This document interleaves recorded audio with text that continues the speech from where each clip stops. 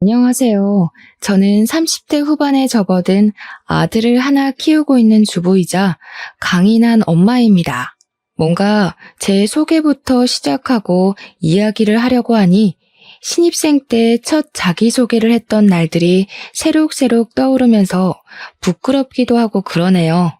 어디서부터 이야기를 해야 할까 고민이 많이 들긴 했지만 상황을 제대로 이해시키려면 제가 처음부터 끝까지 속임없이 이야기를 하는 편이 좋을 것 같다는 생각이 들었습니다. 제가 살아온 배경부터 차근차근 풀어나갈 텐데 중간에 지루하다고 제 사연을 끝까지 들어주시지 않는다면 아주 후회하실 거라는 것부터 미리 이야기하겠습니다. 그러면 제가 어쩌다가 이곳을 찾아와 임금님 귀는 당나귀 귀를 하게 되었는지 시작해 보도록 하겠습니다. 혹시 청취자 여러분들은 고물상을 운영하는 집에 대해서 어떻게 생각하시나요? 가난하고 더럽고 하루 벌어 하루 먹고 산다고 생각을 하시는 분들이 대부분일 거라 생각합니다.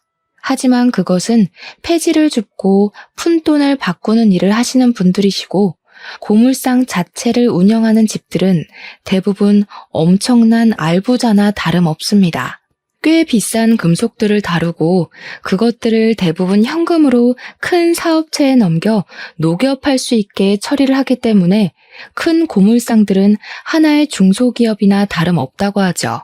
중소기업과 다른 점이 있다면 현금으로 거래를 해서 은근히 뒤로 챙기는 돈이 많다는 것과 금속 수입에 차질이 생기면 고물상들의 값이 엄청나게 뛴다는 것입니다.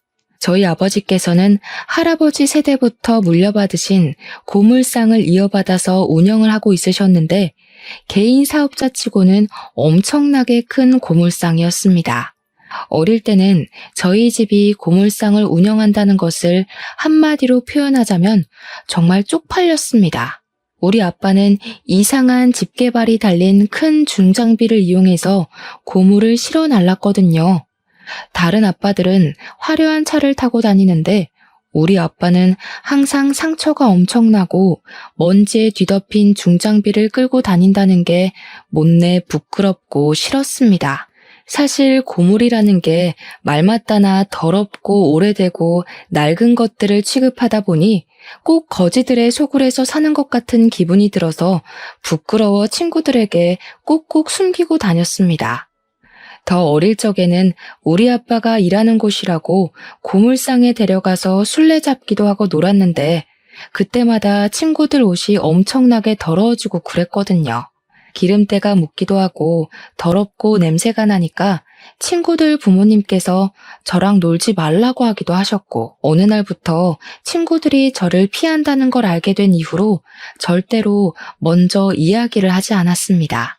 집에 갈 때도 주위를 꼭 살폈고 혹시라도 아빠의 일터에 심부름이라도 가게 되는 날에는 모자도 눌러쓰고 몸을 잔뜩 웅크린 채 황급히 들어가서 물건만 전해드리고 나왔습니다. 친구들이 알아봐야 소문만 더럽게 나지 저에게 이득이 되는 것이 하나도 없었으니까요. 하지만 아무리 조심한다고 해도 꼬리가 길면 밟히는 법 아니겠습니까? 하루는 엄마의 심부름으로 고물상에 갔다가 반 친구에게 들키고 말았던 것입니다. 고물상에 들어가는 저를 보고 뭘 하나 싶어서 따라 들어왔다가 제가 아빠한테 달려가는 것을 보고 고물상집 딸이라는 것을 알게 된 것이죠. 평소에 저를 시기 질투했던 친구였기 때문에 다음 날부터 학교에 제가 고물상집 딸이라고 엄청난 거지라고 소문을 내고 다녔습니다. 어린아이들 눈에 고물을 취급하는 건 폐지 줍는 할머니와 다름이 없었기 때문에 제 자존심을 상하게 하는 일도 어마어마했습니다.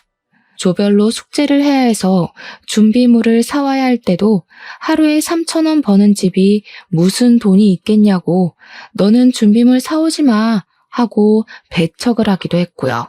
제 주위를 지나갈 때마다 고물 냄새가 나는 것 같다면서 저를 놀리기도 했었습니다. 그 나이 아이들이 뭘 알겠습니까? 자연스럽게 저는 학교에서 왕따가 되었습니다.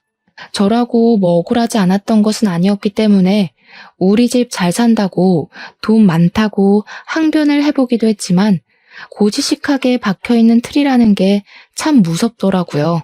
어찌나 어린 아이들의 말이 잔인한지 저에게 떡볶이를 사 먹을 수 있다고 전부 부자는 아니라며 부모님이 집에서 밥 대신 라면을 주는 것 아니냐고 무시를 했습니다. 처음에는 하나하나 반박을 했지만 시간이 지날수록 저도 점점 무시를 하고 지내게 되었고 그렇게 고등학교 시절까지 모두 마치게 되었습니다. 제가 대학을 가게 되고 본격적으로 돈이라는 개념과 사업체 운영에 대해 알게 되면서 우리 아빠가 엄청난 부자라는 걸 실감하게 되었습니다. 고물상을 하나 운영한다는 것이 웬만한 중소기업의 순이익에 맞먹는 돈을 번다는 것을 말입니다. 우리 아빠 차가 어릴 땐 비싼 건지 몰랐는데 커서 보니까 남들이 부러워하는 외제차라는 것도 알았습니다. 제가 뭐 차에 관심이 없었으니 그냥 그런 국산차인 줄 알았죠 뭐. 그래도 대부분 고물상이라고 하면 가난한 이미지가 있었기 때문에 저는 대학에 들어가고 나서도 고물상집 딸인 것을 비밀로 하고 살았습니다. 여기 계신 청취자분들도 제가 이렇게 설명하지 않았다면 대부분 하루에 몇천 원 벌어서 먹고 사는구나 하고 생각하셨을지도 모르죠. 아무튼 저는 대학을 졸업하고 제가 회사에 취직을 하게 되었는데 취업 소식을 집에 알리자마자 부모님께서 아주 단단히 삐지셨습니다. 당연히 고물상 사업장을 물려받아야지 무슨 월급 200만 원 꼴랑 주는 회사에 들어가서 사서 고생을 하냐고 말입니다. 하지만 저는 어렸을 때부터 고물상 일이 죽기보다 싫었고 절대로 그 사업장을 물려받을 생각이 없었기 때문에 죽어도 싫다고 거절을 했습니다. 물론 그때는 제가 돈이라는 게 부족했던 적이 없었기에 돈의 노예가 되기 전이라 더 뻗댔던 것도 한몫했었습니다. 제 의지와 상관없이 고물상을 물려받으라고 강요를 하는데 어떤 20대 중반의 여자가 좋다고 물려받겠습니까? 더군다나 저는 커리어우먼에 대한 환상까지 있었습니다. 그럭저럭한 대학을 졸업해서 취직을 했으니 사실 대기업은 가당치도 않은 소리였고 그저 뻔한 중소기업에 입사를 해서 열정페이의 노예가 되었습니다. 제가 회사에 취직을 하고 한참 적응을 하고 있던 어느 날 우연히도 구내 식당에서 너무나 멀끔한 남자를 보고 관심을 가지게 되었습니다. 생긴 것이 너무나도 멀끔하고 이 중소기업에 저런 외모를 가진 사람도 존재할 수 있구나라는 생각을 하게 한 천상의 미모였다고나 할까요? 처음에는 밥을 먹을 때만 마주쳐서 혼자 곁눈질로 쳐다보다가 그 남자가 회사 감사팀에서 일을 하고 있다는 사실을 알게 되었습니다. 근데 이상하게도 너무 과묵한 남자인 겁니다. 제가 감사팀에 서류를 제출할 게 꽤 많아서 자주 오고 가고 했는데 그때마다 일부러 살갑게 말을 붙이려고 노력을 했었거든요. 보통은 여자가 먼저 사근사근하게 말을 걸면 관심이 없어도 대답을 해주기 망정인데 말도 안 하고 뭘 물어봐도 예, 아니요로만 대답을 하더라고요. 저한테 관심이 없어도 너무 없다는 걸 누가 봐도 알 수 있을 정도로 티를 내니까 들이대기도 전부터 사기가 딱 꺾이는 듯한 그런 마음이 들었습니다. 하지만 사람이 난관에 부딪히면 옥이라는 게 생기는 법 아니겠습니까? 저희 짝사랑은 멈출 줄 모르고 자꾸만 커지기 시작했습니다. 참 눈치도 없게 커져버린 제 마음을 졸이게 하면서 먹먹하게 하기도 하고 아무튼 저는 그 남자 때문에 가슴앓이를 하며 힘들어했습니다. 제가 그 남자만 보면 시선을 떼지 못하고 힐끔힐끔 쳐다보면서 안절부절 못하니까 우리 팀 주인님께서 저에게 슬쩍 그러시더라고요. 감사팀에 윤지혁 씨가 잘생기긴 했지? 저는 주책맞게도 바로 너무 잘생기셨다고 어쩜 저렇게 키도 크고 얼굴도 잘생기고 완벽할 수 있겠냐고 여자친구도 당연히 있겠죠? 하면서 말을 했습니다. 그러니까 주임님께서 피식 웃으시면서 아마 여자친구는 없을 거라고 단호하게 말씀을 하시더라고요. 너무 단호박처럼 말을 하셔서 뭔가 제가 모르는 게 있나 싶었죠.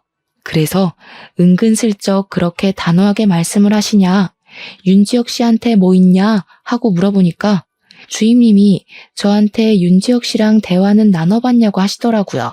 생각해보니까 예 아니요 말고는 말을 들어본 적이 없어서 말해본 적 없다, 단답으로만 대꾸하시더라. 그 모습도 너무 철벽 치는 것 같고 안달이 난다고 했습니다. 이건 뭐 공공연한 비밀이긴 한데 윤지혁 씨가 말더듬이야. 말을 제대로 뱉질 못해. 그래서 감사팀에 입사한 게 너무 신기하다니까? 저는 진짜 입을 떡 벌리고 아무 말도 하지 못했습니다. 외모도 잘생겼고 키도 크고 배도 나오지 않고 물론 저보다 4살 연상이긴 했지만 정말 이 회사의 빛과 소금 같은 존재인데 말더듬이라는 소리를 들으니까 확 깨더라고요. 여자들이 관심을 가지고 달려들다가도 말더듬이라는 걸 알게 된 이후에 다들 나가 떨어진다고 했습니다. 저도 살짝 편견이라는 게 생기다 보니까 감사팀 일은 어떻게 하나 궁금했는데 말하는 것 빼고는 서류 정리가 거의 로봇에 가까운 완벽 수준이라고 하더라고요. 오차가 0.1%라도 있으면 다 잡아내는 걸로 유명하다고 하는데 능력까지 출중한데 말더듬이라는 게 너무나도 아쉬웠습니다. 저는 마음이 조금 식긴 했지만 내적 갈등이 생겼어요. 말더듬이면 뭐 어떠냐, 한번 만나라도 보고 싶다 하는 마음이요. 그러던 어느 날 제가 퇴근 후에 버스 정류장에서 버스를 기다리고 있는데 갑자기 예상치도 못한 폭우가 막 쏟아지는 겁니다. 오도 가도 못하고 버스 정류장에서 발만 동동 구르고 있는데 윤지혁 씨가 제 옆으로 오는 게 아니겠습니까? 저랑 업무적으로 자주 마주쳤으니 서로 이름 정도는 알고 있었고 제가 대화를 이어가고 싶어서 말을 몇 번 걸었던 적도 있었기에 저는 안녕하세요 하고 인사를 건넸습니다. 그러자 지혁 씨가 저를 빤히 보더니 입을 몇 번 달싹거리시더라고요. 혹시 우산 없어요? 하고 용기를 내서 말을 하시는데 진짜 말더듬이더라고요. 근데 뭐 제가 몰랐으면 놀란 티를 냈겠지만 이미 알고 있었던 사실이었기에 별로 놀란 기색을 나타내지 않았습니다. 그래서 그냥 평범한 일상 대화를 나누는 것처럼 우산이 없다, 오늘 예보에 비 소식이 없어서 따로 준비하지 않았다 하면서 대답을 했습니다. 제가 별 충격도 없이 편안하게 대꾸를 하니 지혁 씨도 내심 마음이 편해졌는지 저에게 또 이야기를 하시더라고요. 그럼 제 우산 쓰고 가실래요? 그럼 지혁 씨는요? 저는 비 맞아도 돼요. 그럼 안 되죠. 저는 튼튼해서 감기 잘 안 걸려요. 여기서 버스 타고 가면 돼요. 그러니까 지혁 씨가 저에게 택시를 타고 가는 건 어떠냐고 하시더라고요. 본인도 비 오는 걸 너무나도 싫어해서 택시를 타려고 하다가 저를 발견했다고 하더라고요. 택시 같이 타고 집 앞까지 내려줄 테니까 편하게 가라고 하는데 저도 회사 일에 지치기도 했고 나쁘지 않은 제안 같아서 고개를 끄덕였습니다. 제가 부모님이랑 사는 아파트 지하 주차장까지 굳이 택시로 데려다 주셔서 저는 덕분에 비 한 방울 맞지 않고 집으로 돌아올 수 있었습니다. 그런 사소한 배려가 너무 멋있고 좋더라고요. 순간 말더듬이면 어떤가 싶은 마음에 감사하다고 문자를 보냈습니다. 지혁 씨도 문자로는 말을 더듬지 않으니 소통하기 더 편한 것 같았습니다. 제가 또 이것저것 질문하고 대화를 이어나가는데 선수거든요. 상대방이 무조건 대답을 보낼 수밖에 없게 만드는 비법을 가지고 있는 사람이라 대화는 꼬리에 꼬리를 물게 되었습니다. 지혁 씨도 말이 아니라 문자로 대화를 하다 보니까 대답을 엄청나게 세심하게 보내주시더라고요. 저는 일부러 지혁 씨에게 용기를 내서 데이트를 하자고 과감하게 보냈고 어쩌면 당연하게도 지혁 씨는 데이트는 어려울 것 같다면서 저에게 거절의 의사를 표현하셨습니다. 순간 차였다는 부끄러움도 있었지만 이상하게 오기가 생겨서 지혁 씨에게 왜 데이트하기 싫은 거냐고, 혹시 말을 더듬어서 그런 거냐고 숨김없이 물어보았습니다. 저는 그런 거 전혀 신경 쓰지 않는다고, 만약 지혁 씨가 그게 불편하고 신경이 쓰이면 우리 만나서도 문자로 대화를 하자고 쿨한 척 보냈습니다. 그러니까 예상도 전혀 하지 못했던 전화가 걸려오는 게 아니겠습니까? 문자는 꽤 했지만 통화는 처음인지라 떨리는 가슴을 부여잡고 전화를 받았습니다. 근데 지혁 씨가 그런 말을 하더라고요. 자기가 말더듬이라서 상처도 많이 받았고 사람들 사이에서 많이 치여서 힘들었었다고요. 저랑 대화를 나누는 게 즐겁고 편하고 좋았지만 막상 데이트를 하는 내내 자기가 말을 더듬으면 저도 떠날 것 같다고, 실망할 것 같다고요. 처음에 비 오는 날 말을 걸었을 때 대놓고 놀라는 티가 전혀 없어서 호감이 생기긴 했지만 자꾸 만나다 보면 자기가 부끄러워질 것이라고 이야기를 하더라고요. 순간 지혁 씨가 얼마나 사람들의 눈치를 보면서 자랐을지 안쓰럽기도 하고, 그런 지혁 씨를 품을 여자가 하나도 없었다는 게 참 가슴 아팠습니다. 그래서 저도 요즘은 언어치료 같은 프로그램이 잘 되어 있지 않냐고, 지금이라도 노력해보면 호전이 될 수도 있으니 포기하지 말자고 했습니다. 혼자 치료를 받는 게 부끄럽다면 저랑 같이 하자고, 노력하면 완벽하지 못해도 나아질 수 있지 않겠냐고, 나는 지혁 씨가 부끄럽지 않으니까 만나보고 싶다고 했습니다. 제 저돌적인 고백이 지혁 씨에게 잘 먹힌 건지 저에게 수줍게 그럼 같이 노력해 줄 수 있겠냐고 하더라고요. 지혁 씨와 연애를 하면서 알게 된 사실인데 알아주는 명문대를 졸업한 아주 똑똑한 사람이었더라고요. 하지만 말을 더듬는 것이 어릴 때부터 지속되어 온 일이었고 대기업 면접을 볼 때마다 말을 더듬는 바람에 족족 떨어졌다고 하더라고요. 그래서 어쩔 수 없이 받아주는 중소기업으로 오게 된 것이고요. 집안에서는 당연히 명문대를 졸업한 아들이 대기업에 들어가지 못하자 엄청나게 실망을 하고 구박을 줬다고 하더라고요. 공부를 잘하면 뭐하냐, 어차피 말더듬인데 하면서요. 친척들까지도 병신이라면서 손가락질을 하면서 놀려대는 바람에 지혁 씨의 자존감은 완전히 무너져서 바닥을 찍었다고 했습니다. 지혁 씨에게는 형이 하나 있었는데 형이 똑똑하기는 했지만 지혁 씨보다는 좋은 대학을 나오지 못했고 뭐든 조금씩 뒤처지는 분이셨대요. 그래서 부모님은 자연스럽게 성적이 더 좋은 지혁 씨에게 기대를 걸게 되었고 그만큼 지혁 씨에게 실망도 크게 한 것이었습니다. 저는 그런 지혁 씨의 이야기를 듣고 나서도 별로 아랑곳하지 않았고 연애를 이어갔습니다. 저랑 연애를 하는 동안에도 꾸준히 언어 치료를 받기 시작했는데 조금씩 나아지곤 있었지만 완벽하게 고칠 수는 없었습니다. 치료사도 말하기를 일종의 버릇처럼 굳어진 것 같다고, 아마 본인이 자각하지 못하는 사이에도 버릇처럼 말을 더듬는 것 같다고 했습니다.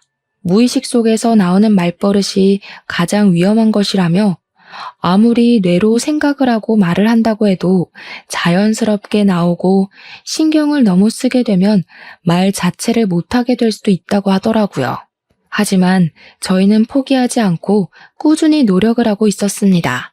그렇게 1년이라는 시간을 함께 보냈고 금방 헤어질 것이라고 예상했던 회사 사람들은 저에게 인내의 어머니라며 박수를 보냈습니다. 어떻게 말더듬이랑 사귈 수 있냐며 신기했는데 처음에는 그냥 웃어넘기던 말들이 어느 날 문득 지혁 씨를 더 움츠러들게 한 원인이 될 수도 있겠다는 생각이 들었습니다. 자각을 한 뒤로부터 웃으며 넘겨지지 않았고 저는 저에게 인내의 어머니라고 부르는 사람들이랑 치고받고 싸우기 시작했습니다. 우리 지혁 씨를 고작 그런 단어로 표현하지 말라고, 저에게 큰 감동 같은 사람이고 소중한 사람이니 우습게 보지 말아달라고 말입니다. 그 소식을 들은 지혁 씨는 저를 꼭 안아주면서 선물 같은 사람은 바로 저라면서 어디서도 저 같은 사람은 두 번 다시 만날 수 없을 거라며 자기 인생의 행운이라 표현해 주었습니다. 그리고 저에게 결혼을 하자며 프로포즈를 했습니다. 본인이 더 좋은 조건의 회사로 이직을 할 수 있을지 모르겠지만 절대로 굶겨 죽이는 일은 없게 하겠다고 결혼하자고요. 그때 저도 솔직히 말을 해야 하나 조금 고민이 들었죠. 우리 집이 사실은 개 부잣집 고물상을 운영하고 있다고 말입니다. 하지만 제가 물려받아서 운영을 할 것이 아니었으니 굳이 입 밖으로 꺼내지 않았습니다. 저희는 결혼을 결심하고 나서 드디어 양가에 인사를 드리러 가기로 결정을 내렸습니다. 저희 부모님은 지혁 씨 앞에서는 내색하지 않으셨지만 지혁 씨가 돌아오고 난 뒤에 어떻게 남자를 데리고 와도 말더듬이를 데리고 오냐면서 저를 엄청나게 혼내셨습니다. 생긴 게 정말 연예인 뺨치게 잘생겨서 우리 부모님께서 속으로 우리 딸에게 이런 재주가 있었나 싶었는데 인사를 듣자마자 파사삭 식은 거죠. 평소보다 긴장을 한 탓인지 더 말을 더듬었거든요. 부모님께서는 지혁 씨의 이름도 제대로 알아듣지 못해서 이름만 3번을 물어보셨습니다. 그러니 지혁 씨도 당황을 엄청나게 하고 말았고 싸늘해진 분위기 속에서 결혼 이야기를 꺼내니 부모님 속이 말이 아니셨겠죠. 부모님께서는 말더듬이도 유전 아니냐고 절대로 결혼을 반대하겠다고 했지만 저는 딱 잘라서 지혁 씨가 아니라면 결혼을 하지 않겠다고 선언했습니다. 당연히 저희 부모님은 황당해 아무 말도 하지 못하셨죠. 처음에는 화를 내다가 달래기도 하셨습니다. 네가 뭐가 부족하냐 말씀하시면서요. 부족해서가 아니라 그냥 서로 잘 맞으니까 결혼하겠다고 하는 거라고 했죠. 엄마, 아빠, 오늘 지혁 씨가 긴장을 해서 말이 더 심하게 더듬어진 거야. 평소에는 저 정도로 심하지 않고 언어 치료도 받고 있어. 거기다가 정말 대단한 사람이야. 지혁 씨네 집에서 말을 더듬는다고 손가락질하고 놀려대고 상처를 줬었대. 자기 가족에게도 상처를 받은 사람인데 엄마랑 아빠는 사랑으로 감싸줄 수 있지 않을까? 저의 간곡한 부탁에 부모님께서는 못 이기는 척 2번 지혁 씨를 더 만나보게 되었고 3번째 만남에서 사람 됨됨이가 된 것 같다면서 마지못해 결혼을 허락해 주셨습니다. 제일 큰 산을 통과했다고 생각하니 시댁의 허락은 사실 별거 아니라고 생각을 했죠. 그래서 시댁에 인사를 드리러 갔는데 저를 보자마자 그러시더라고요. 그래, 부모님은 뭐 하시니? 알고 보니 시부는 제약회사 임원이시고 시모는 초등학교 교장까지 마치신 뒤 정년퇴직을 하셨더라고요. 자기네 집안은 명문이다 하시는데 무슨 명문에 그리 목숨을 거시는지 뭐 하는 집안이냐고 계속 물어보시는데 부모님 직업을 숨길 수도 없고 해서 솔직하게 고물상을 운영하신다고 말씀을 드렸습니다. 그러니까 시모가 엄청나게 기겁을 하시면서 놀라시더라고요. 고물상? 그 고물 모아다가 돈 받고 파는 그거? 근데 처음에도 말씀드렸듯이 저희 집이 금속이나 철 이런 걸 다루기 때문에 고작 몇천 원 단위로 떨어지는 건 아니거든요. 순이익만 따지면 지금 다니는 회사만큼은 나올 것 같은데 몇천 원 취급을 하시면서 이야기를 하니 저도 더 설명하고 싶은 마음이 뚝 떨어지더라고요. 제가 아무 소리도 하지 않자 시모가 머리를 싸매시면서 드라마에서만 보던 괴팍한 시어머니의 두통 온다는 표정을 지으시더라고요. 내가 너 같은 비렁뱅이한테 장가 보내려고 우리 아들 서울대 보내고 내내 지원한 줄 아니? 비렁뱅이가 뭐야? 나는 말더듬인데. 제가 지혁 씨에게도 딱히 고물상을 운영한다, 우리 집이 잘 산다 이런 말을 한 적이 없었기 때문에 지혁 씨도 당황했을 법한데 서툰 말솜씨로 저를 변호해 주더라고요. 지혁 씨는 눈 하나 깜빡하지 않고 직업이 뭐 어떠냐, 귀천 없다. 사람 됨됨이만 되면 된 거 아니냐. 나도 하자 있다 하면서 쉴 새 없이 말을 했습니다. 시부모님은 당황해서 너는 하시면서도 지혁 씨가 워낙 강경하니까 더 싫은 소리는 못 하시더라고요. 솔직히 말하면 제가 손해인 건 맞지 않나 싶어서 가만히 있는데 지혁 씨 형이라는 사람이 나와서는 빈정거리더라고요. 고물상하는 집안에 말더듬이 사이면 딱 어울리는 거 아니야? 근데 외적으로 보나 성격으로 보나 형제가 맞나 싶더라고요. 말도 너무 싹수 없게 하고 외모도 지혁 씨랑은 완전히 딴판이었습니다. 얼굴도 못생기고 피부도 곰보해 배도 불룩 나와서 임신 7개월이라고 해도 믿을 법 하더라고요. 오죽하면 제가 지혁 씨에게 저분은 누구냐고 물어봤겠어요. 아주버님도 지혁 씨와 어릴 때부터 외모 비교를 많이 당했는지 자격지심이 좀 있어 보였습니다. 우리가 좀 안 닮았지? 다들 형제인 거 몰라. 하긴 저런 말더듬이랑 무슨. 빈정빈정 거리는데 무슨 빈대떡인 줄. 보니까 대학도 지혁 씨보다 조금 낮은 대학을 나왔더라고요. 그것조차 자격지심으로 보였고요. 대기업 다닌다는 소리는 들었는데 자랑할 게 정말 그것뿐인지 내내 대기업 이야기만 하더라고요. 지혁 씨랑 1살 차이라고 들었는데 그냥 누가 봐도 아저씨 같은 사람이었습니다. 근데 집안에 장남이 아직 장가를 안 갔는데 손 아랫사람이 먼저 가도 되나? 아주버님, 여자친구분 있으세요? 그럼 저희가 기다릴게요. 여자친구 없다는 게 또 자존심이 상했는지 콧김만 뿍뿍 내뱉더라고요. 생긴 게 못생겨서 그런지 모태솔로라고 지혁 씨가 슬쩍 말을 해주더라고요. 시부가 제약회사 임원이라 집에 돈은 좀 있어 보이긴 했지만 그게 전부는 아니니까 뭐 충분히 모태솔로일 수도 있겠다 싶었습니다. 시모는 계속 고물상에 꽂혀서 집안이 마음에 안 든다고 성에 안 찬다고 제 면전에 대놓고 말을 했습니다. 지혁 씨는 제 손을 꼭 잡고는 시부모님에게 선언하듯 이야기를 했습니다. 내가 이 집에서 얼마나 힘들게 자랐는지 알아주는 사람은 이 사람 하나뿐이야. 지혁 씨는 지금도 가족들은 자기가 말을 더듬는다고 무시하고 경멸의 말을 쏟아붓는데 저는 유일하게 말 더듬는 걸 보고도 놀라지 않았던 사람이라고 말을 해줬습니다. 본인에게 은인 같은 존재이자 고마운 사람이기도 하며 선물이기도 하다고 없어서는 안 될 소중한 사람이라고 말입니다.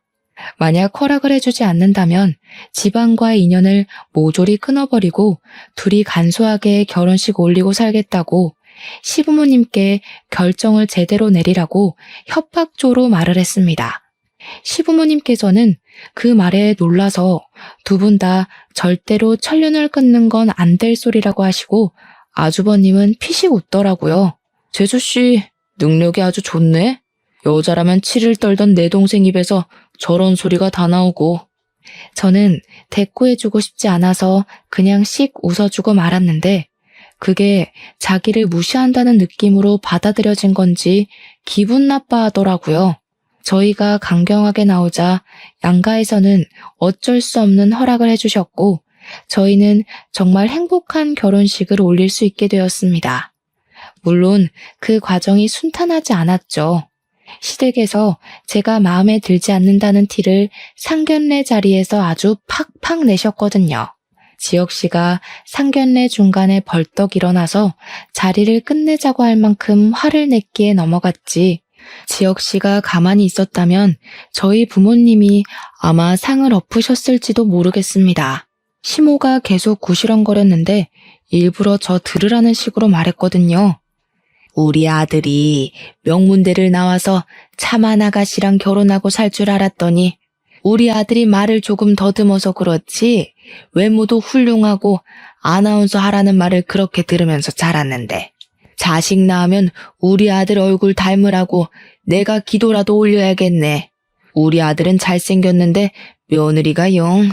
우리 부모님께서 기분이 나빠 킁킁하시니까 지혁 씨가 나서서 이야기를 했습니다. 자기가 명문대를 나오긴 했지만 대기업에 들어가지도 못하는 말더듬이인데 사위로 받아주셔서 정말 감사하다고요. 아나운서를 꿈꾸었던 어린 시절도 있었지만 말을 더듬는 바람에 시도조차 하지 못했었다고. 결국에 회사에 들어가서 이렇게 좋은 여자를 만나게 됐다고 말입니다. 우리 와이프 얼굴 닮은 딸 하나만 있으면 소원이 없겠다고 저희 부모님한테 고개 숙여서 정말 감사하다고 인사를 하는데 그 말에 시댁 식구들은 완전히 똥 씹은 얼굴을 하더라고요. 당연히 사위 될 사람이 마누라 편에 찰싹 붙어 있으니 우리 부모님은 더할 나위 없이 얼굴이 활짝 피어오르셨고요. 상견례 끝나고 은근히 남자 잘 골랐다고 칭찬까지 해주셨습니다.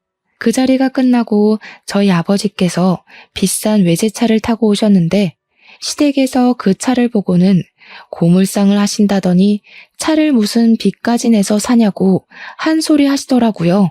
억 단위가 넘어가는 차여서 당연히 빚을 내서 샀을 거라고 생각하는 시댁이 우물한 개구리처럼 보였지만 대꾸는 하지 않았습니다.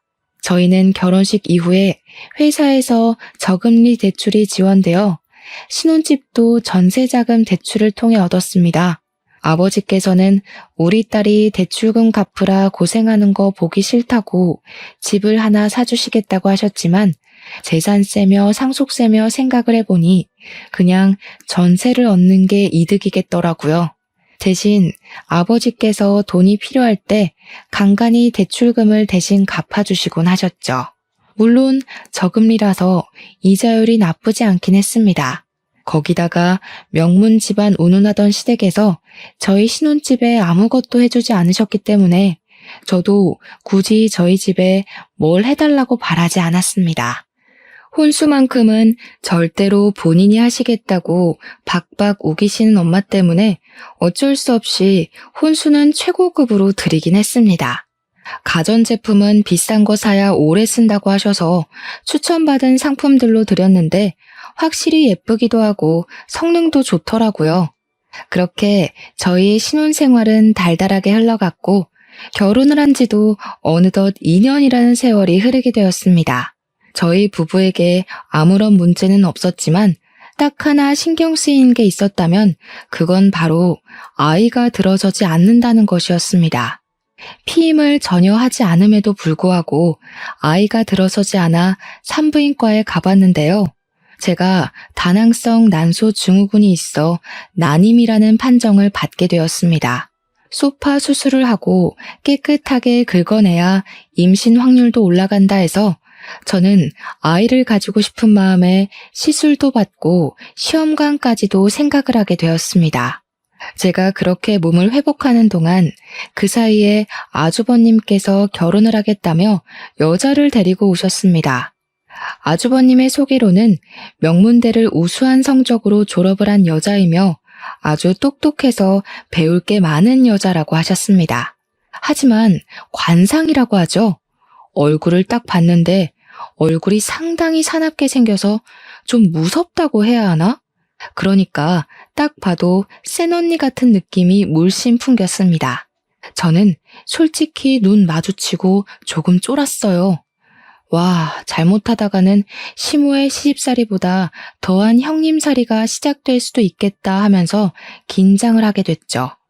식장에 들어가기 전까지는 남녀 사이는 모르는 거니까 하고 생각을 하고 있었는데 아주버님이 그러시는 겁니다.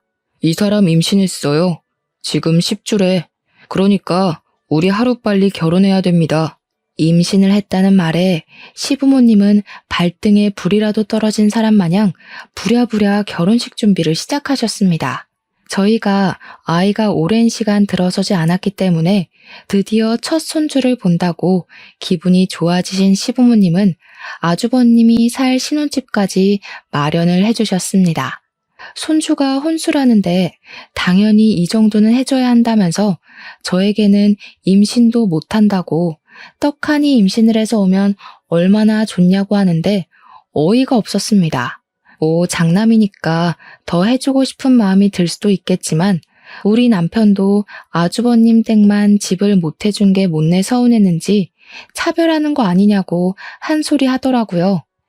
형님이라는 그 여자는 저보다 2살이 어린 여자였는데 자기가 형님이라고 저에게 꼬박꼬박 존댓말을 써줬으면 좋겠다고 하더라고요. 저야 뭐 학렬로 윗사람이니 그렇게 하겠다고 했는데 정작 형님은 저에게 반말을 찍찍 하시더라고요. 근데 그 느낌이 조금 귀여운 반존대가 아니라 싹수 없고 싸구려 같은 느낌이 물씬 풍기는 게 상당히 별로였습니다.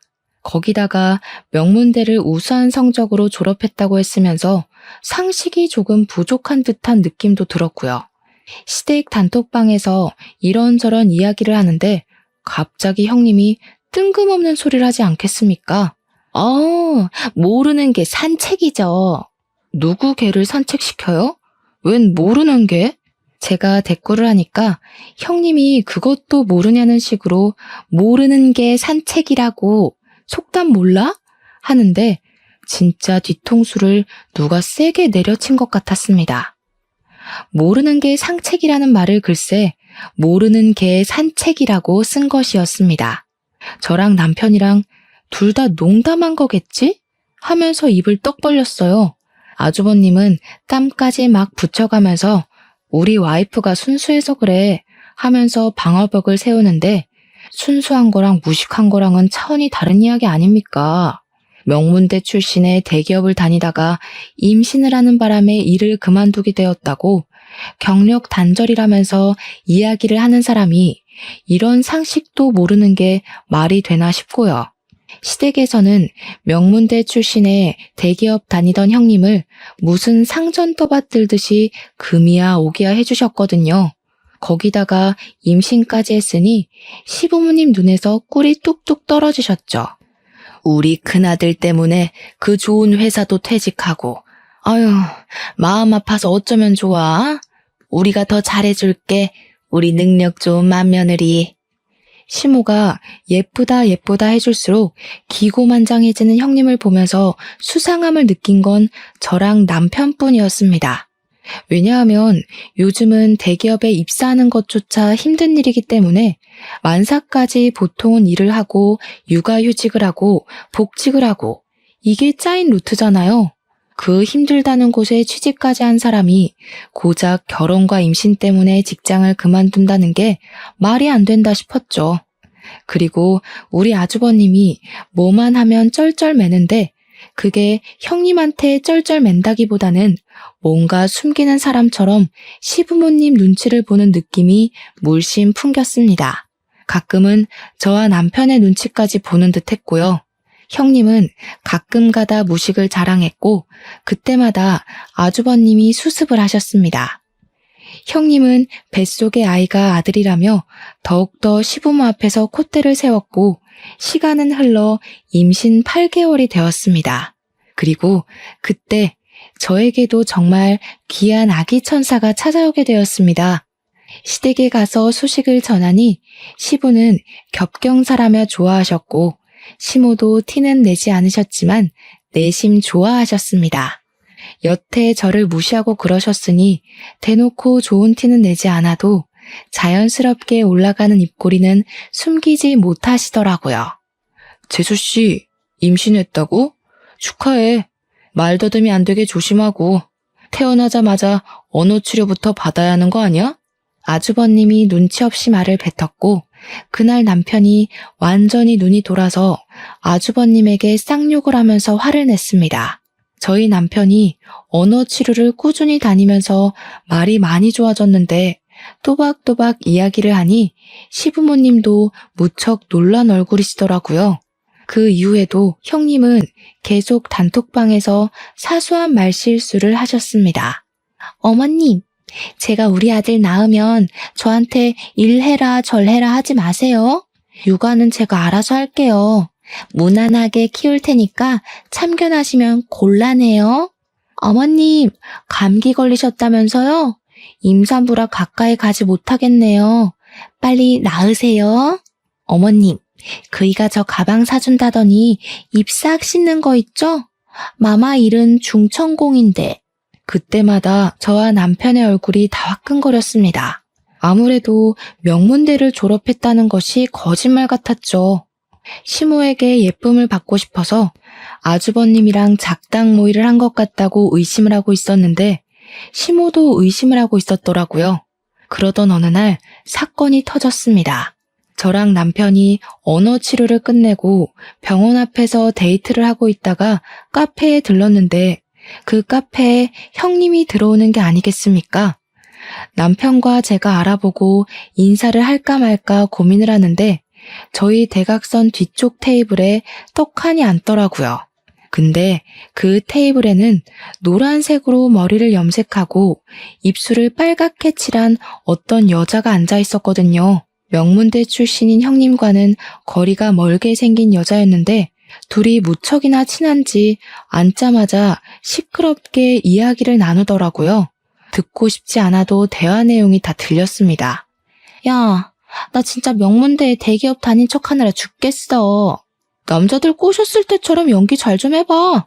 너 그런 연기 엄청 잘하지 않았어? 그래도 봉 하나 제대로 잡았으니까 얼마나 다행이야. 그쪽 집안에 돈이 많아서 집도 해주고 그랬다며. 이제 너 술집에서 일할 일도 더 이상 없겠네. 나는 언제 때려치우냐? 너도 나처럼 물주 하나 잡어. 근데 얼굴이 너무 못생겨서 토할 것 같아. 뽀뽀도 하기 싫다니까. 뽀뽀도 하기 싫다면서 임신은 어떻게 했대? 뭐 눈 꼭 감고 딴 생각하고. 말도 하기 싫다. 근데 사실 이 아이 아빠가 누군지 몰라. 비슷한 시기에 이 남자 저 남자 다 만났잖아. 그러다가 호구 하나 잡은 거지. 남편도 다 알고 있으면서 속아주는 걸지도 모르겠고. 그러니까 자기네 집에도 명문대니 대기업이니 하면서 속이는 거 아니겠어? 저랑 남편은 이야기를 듣다가 먹던 커피를 다 뱉어낼 뻔했습니다. 제가 너무 놀라서 대각선 뒤쪽 테이블에 다가갔습니다. 형님, 그거 다 진짜예요? 그러니까 형님이 귀신이라도 본 듯 악소리를 내는데 카페에 있던 사람들이 죄다 쳐다보더라고요. 술집 여자였다고? 뱃속의 애가 누구 애인지도 몰라? 와, 진짜 제정신 아닌 거 아니야? 시부모님도 아셔야겠어요. 그 말을 끝으로 제가 가방을 챙겨서 남편이랑 같이 카페 밖을 나가려고 하니 형님이 놀라서 저를 따라 나오면서 오해가 있다고 난리를 치더라고요. 동서동서 하는데 2살이나 어린 게 반말하는 것도 열받고 해서 저도 소리를 버럭 질렀습니다. 동서는 무슨 얼어 죽을 동서. 말 놓지 마. 나보다 어린 주제에 누구를 속여? 그러니까 제 어깨를 확 잡아채면서 저를 밀치는데 제가 뒤로 나자빠지고 말았습니다. 근데 제가 정말 어렵게 아이를 임신한 몸이지 않겠습니까? 남편이 열이 받아서 바로 형님의 뺨을 친 것입니다. 그랬더니 주변에서 놀래서 경찰에 신고를 했고 남편은 피의자 신분으로 경찰서에 가서 조사를 받게 되었습니다. 저는 너무 놀라서 시부모님과 아주버님께 호출을 했고 경찰에게도 상황을 모조리 다 빠짐없이 설명을 했습니다. 뒤늦게 찾아온 아주버님과 시부모님이 지금 큰며느리 뺨을 때린 거냐면서 남편을 질책하려고 하는데 제가 나서서 설명을 했죠. 이 여자 대기업은커녕 술집 여자라면서요? 뱃속의 애가 누구인지도 모른다는데 아주버님 알고 계셨어요? 뭐가 어쩌고 어째? 그게 진짜야? 그러니 아주버님이 사색이 되어서 아니 그게 하면서 말꼬리를 흘리더라고요. 아주버님도 정말 알고 계셨었나 봐요. 시부가 화가 났는지 아주버님의 뺨을 때리고 시모는 뱃속의 애가 네 집인지 모른다고 하면서 형님의 뺨을 때리셨습니다. 남편이 그 틈을 타서 이 여자가 우리 마누라 밀어서 애 떨어질 뻔했다고 소리를 치니까 시모가 야! 고함을 지르면서 형님의 머리채를 잡더라고요. 우리 집 귀한 손주를 네가 감히? 경찰서에서 벌어진 일이니 당연히 경찰들이 와서 뜯어말리고 개판이 났죠. 아주버님께 시부모님이 당장 이혼하지 않을 거면 너도 맨몸으로 집 나가라고 엄포를 놓은 덕에 아주버님은 이혼하겠다고 아주 쭈구리처럼 말을 했습니다. 이혼 못한다고 박박 우기던 형님은 출산하자마자 바로 친자 검사를 실행했고 아주버님의 친자가 아닌 것으로 판명이 나는 바람에 한바탕 소란이 또 일어났습니다. 당연히 양육비는 주지 못한다고 못을 박았고 형님도 맨몸으로 쫓겨나게 되었습니다. 잘못했다고 비는 그 여자에게 대놓고 사기 결혼으로 소송까지 걸고 위자료를 뱉으라고 민사까지 걸어버렸습니다. 그 이후로 사건이 진행되는 동안 저는 무사히 아들을 출산했고요. 시모는 그 뒤로 제 눈치를 보면서 손주 얼굴 구경조차 못할까봐 저에게 설설 기고 있습니다. 저한테 진심으로 미안하다고 사과까지 하시더라니까요. 저는 개념 없는 아주버님 부부 덕분에 극진한 대접까지 받으면서 시부모님께 귀한 거 얻어먹으면서 잘 지내고 있고요. 남편이랑도 변함없는 애정을 쌓으며 행복하게 지내고 있답니다. 여러분들도 저만큼 행복한 나날이 가득하시길 바라면서 제가 앞으로 아들을 잘 키워낼 수 있도록 응원 부탁드립니다. 감사합니다.